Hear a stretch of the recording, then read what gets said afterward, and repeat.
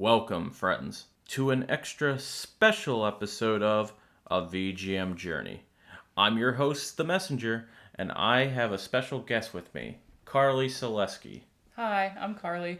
The track that we are bringing into the show today is Title Theme from the game Spyro the Dragon, and it was composed by Stewart Copeland. So, Carly, what are we going to be talking about in this show? Well, we're going to be talking about all three of the original Spyro games, which happen to be my favorite series. And so we're going to be starting with Spyro the Dragon, the first game. And I think the music does a pretty good job of setting the mood for the game. It's kind of cheery and happy, but has a rocky edge to it. Kind of how Spyro himself, he's cute, he's a little dragon, but he has an attitude. You brought quite a handful of tracks to the show, and we're going to do things a little differently in this episode. I'm going to play these songs in blocks, and you brought 3 songs from each of the games. So we're going to start things off with Spyro the Dragon. The tracks that you brought are Artisans' Homeworld, Magic Crafter's Home, and Metalhead, and all 3 of those tracks are composed by Stewart Copeland.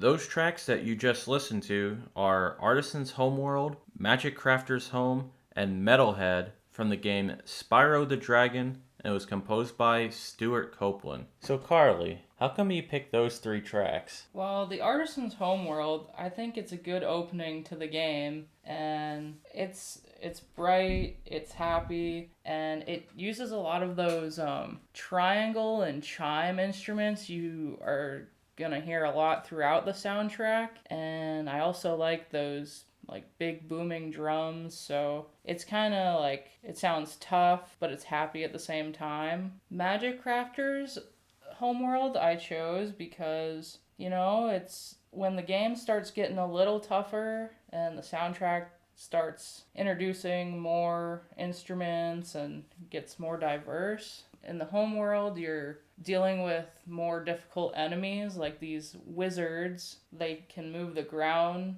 and shapeshift the platforms and stuff. And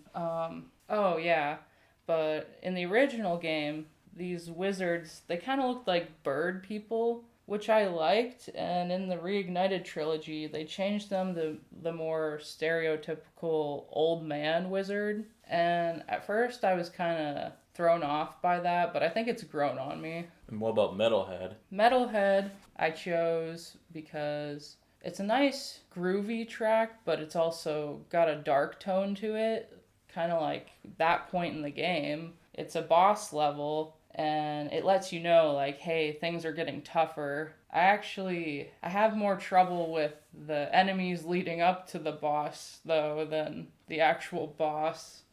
They're kind of a pain. I will say that Spyro the Dragon is the only Spyro game that I've played. And this is based off of the Reignited Trilogy as well. And I do find it a pretty good game, but I will say that the bosses in the game, they're not that great. I mean, a lot of them, it's just kind of, you chase them and flame them. And you flame them.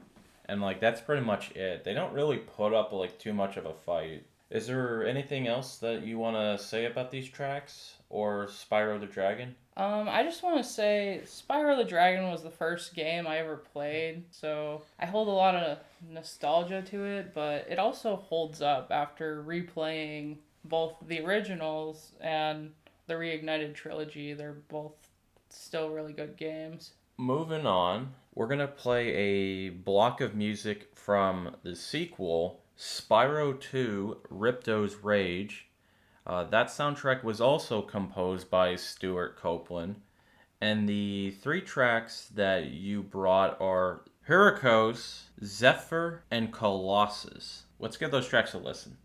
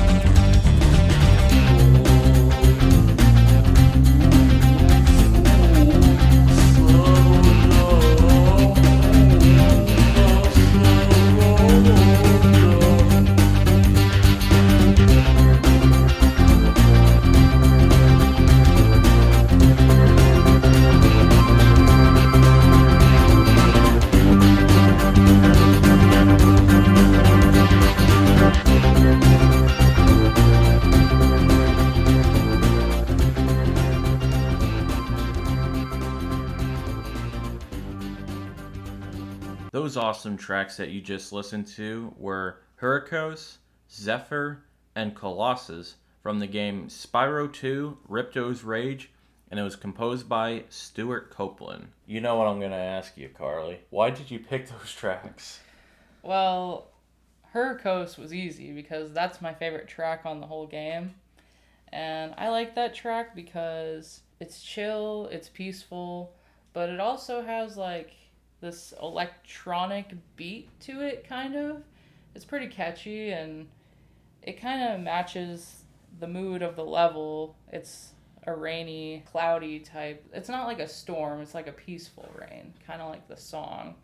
And what's cool about the level is some of the enemies are a reference to Ratchet and Clank, which I thought was pretty cool. And Zephyr I chose because Zephyr's a level in the Autumn Plains world, the second Homeworld, and you're trying to help these worm guys, and your main enemy are these birds that have bombs and explosives. There's a challenge where you have to corral these cowlick creatures, which are kind of a mixture between elephants and cows, and you have to do a beanstalk challenge. So I think the banjos and the bit of country twang in the song, I think maybe that's where that comes from. It's not like a farm country level itself because it still kind of looks like a jungle, but I think the song has a good beat and it fits the level pretty well. So the song for Colossus introduces a lot more of those vocal samples, which you see more of in the second game than the first. And it fits the level because you befriend these monks that chant to open doors and stuff for you, kind of like the chanting within the song.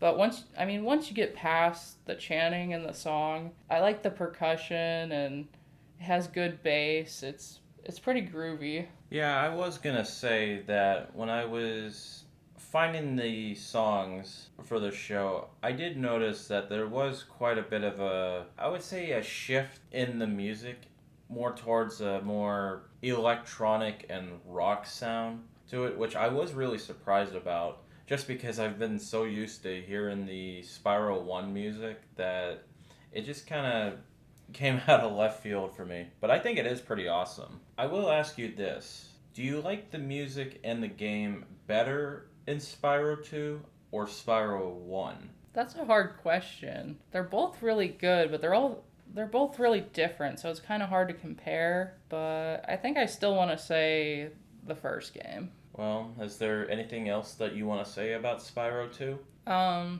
Just like the first game, it still holds up, and I like it because they started introducing a lot more challenges and like more things to do within the game. There's mini games. It's a lot more diverse, but it's really fun. Are you ready to talk about the third game? Yeah, sure. All right. This next block of music is from Spyro the Dragon, Year the Dragon, and that entire soundtrack was once again composed by Stewart Copeland. The tracks that you picked were Bamboo Terrace, Buzz's Dungeon, and Midday Garden Home. Let's give those tracks a listen.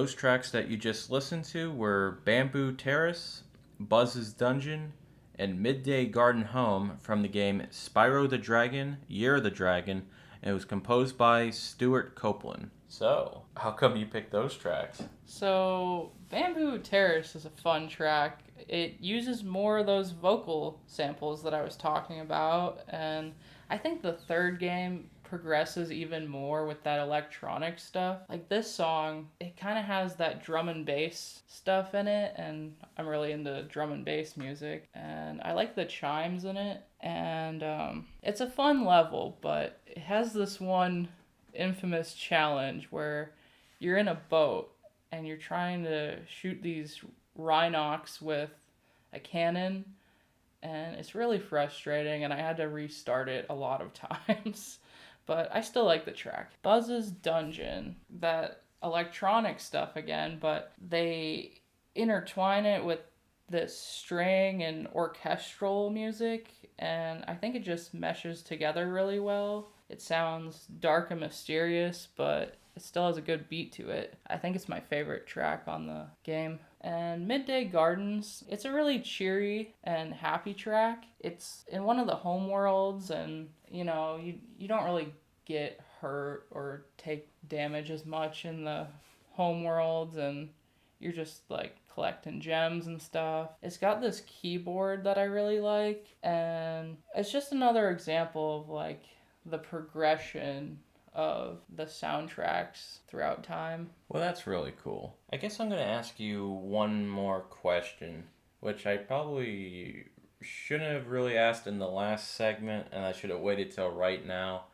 So, out of all three games, the games themselves and the soundtracks, which one's your most favorite? It's still a tough question, but it's really close between the first and the third game for me. But I think I still want to go with the first game. Is there anything else that you want to talk about regarding Spyro the Dragon? It's just a really good series, and if you haven't played it yet, I mean, now's a good time to try it with the Reignited Trilogy, if you don't have access to the originals, but I think they're just really fun games. If you're into collectathons, you'll love it. And it just has really good music all throughout the game, so I just think it's a good series, and I really recommend it. Well, I think that's really amazing to hear. And that's going to just about do it for the show this week. If you like what you've been listening to, have your friends check out the show on Apple Podcasts, Google Podcasts, Spotify, Stitcher, whatever podcatching service that you could think of. I'm more than likely going to be on there. You can email the show at vgmjourney@yahoo.com, and you could also check us out on Twitter at vgmjourney. We are going to play out with one more track, and it is the credits from Spyro the Dragon, Year of the Dragon, and it was composed by Stewart Copeland. And once again, Carly, thank you for coming on to the show. And thank you for having me on the show. I had fun. Have a good week, everyone.